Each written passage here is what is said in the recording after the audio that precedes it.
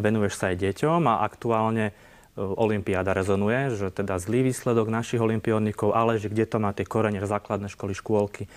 A ty sa venuješ teda aj malým deťom, neskôr aj tým starším, tak o futbal ide, o futbalové krúžky.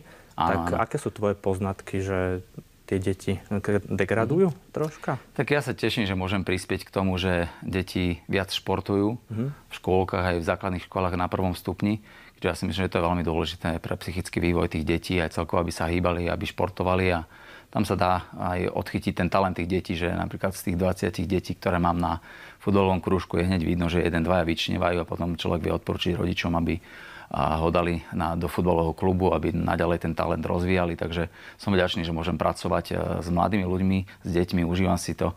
A pre mňa je to veľmi blízke, pretože ten už dospelejší futbal je to už viac o tej taktickej stránke a tieto veci. A to mi úplne veľmi nevonia a ja sa skôr vidím v tejto oblasti pracovať s deťmi, kedy je to kľúčové obdobie pre vývoj toho športovca, či už psychicky, alebo aj teda telesne. Ja často vidím, alebo zažívam aj, deti nevedia tie menšie, také tie základné veci, hej, že kotúl alebo mlynské kolo. A viem, že ty sa individuálne venuješ tým chlapcom aj dievčatám, po prípade určite. Áno. Čo sú také veci, ktoré zlepšujú, keď ideš individuálne s tým športom? Tak hlavne si myslím, že veľmi dôležitá je individuálna technika, teda práca s loptou, aby tie detičky sa naučili pracovať s loptou. Ten prvý dotyk je vo futbale veľmi dôležitý. Celkovo, aby tie deti čo najviac sa hrali s loptou ako my kedysi. V tej dobe, kedy sme my vyrastali, naše ročníky, tak nebolo toľko tých možností ako dnes, že veľa detí strávia pri televízii, na sociálnych sieťach. Takže my sme to nemali, my sme boli vonku, hrali sa s loptou, rôzne fintičky skúšali, takže dneska je toho menej. Takže ja si myslím, že to je veľmi dôležité, aby deti boli čo najviac vonku, čo najviac s loptou, aby drillovali tú techniku, aby sa zlepšovali v tejto oblasti.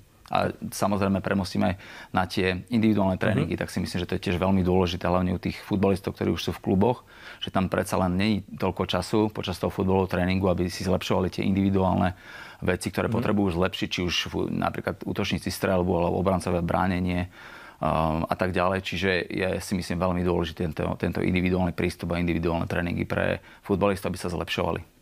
Ďakujem, Erik, ale začali sme pohárovou Európou, aj to ukončíme. Ten Slovan po tých rokoch dá tú skupinu? A zopakujem tú Petržalku, ktorá bola zatiaľ s Košicami jediným klubom? Ja si myslím, že áno. Pretože páči sa mi, že konečne v tom Slovane je taká dobrá atmosféra. Vnímam to, aj tí fanúšikovia žijú a celkovo si myslím, že sa to veľmi dobre naštartovalo.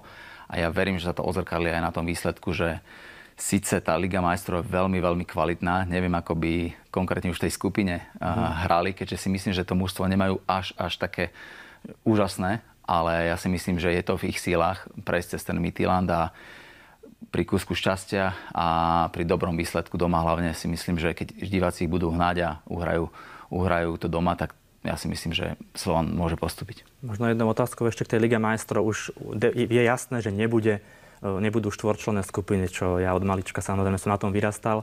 Ty si bol ako na tom? Áno, samozrejme, tak ja som zvedavý na ten nový model. Veľmi sa na to teším, mám rád zmeny, takže verím, že to bude zmena k lepšiemu, že to bude atraktívnejšie. Bude samozrejme viacej tých účastníkov, viacej zápasov. Slovan odohrá, myslím, 8 v základe, bez odvety.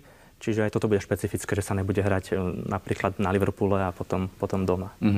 Určite tak, je to zaujímavé. Myslím si, že aj z hľadiska financií pre klub, že tam bude viacej zápasov. Viac tí diváci budú môcť prichádzať na štadión, tým pádom aj viac peňazí potečie do klubovej kasy, takže si myslím, že to je určite dobré. Ďakujem, Erik, že si našiel čas pre divákov Teatry. Ďakujem aj ja.